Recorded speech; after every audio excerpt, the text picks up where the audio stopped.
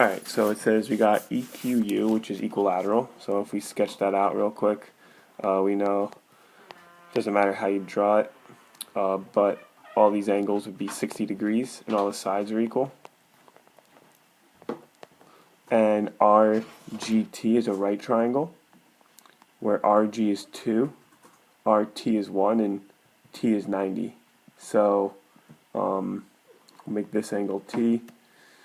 RG is 2, and then RT is 1.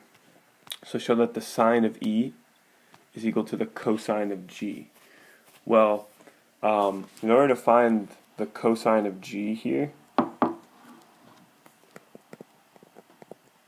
we have to know what the adjacent leg is, because cosine is adjacent over the hypotenuse.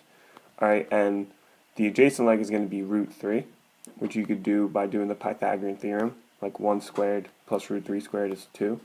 Or if you ever notice you have a right triangle where a leg is half the hypotenuse, that means it has to be a 30, 60, 90 triangle. Right, so the cosine of G would be root 3 over 2. Alright, now the cosine of E, I kind of drew this in a way that's not convenient, so I'm going to switch those two angles here. So now I'll make this E and that Q. Doesn't matter, I didn't have to do that, but I'm going to do it to make my life a little easier. Well, to find the cosine of E, I need a right triangle. So if I split this right here, I create a 30, 60, 90 triangle. And I'm looking for the sine of E. So I need this opposite leg over the hypotenuse. Hold on, there's something trying to get in. Alright, so now if I just give this side length 1, which I could give it any length I want, I could just call it x.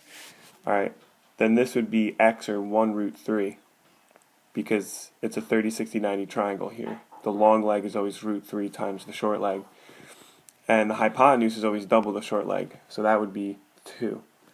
So the sine of E would be opposite over hypotenuse, which is also root 3 over 2. Alright, so that's why they're equal.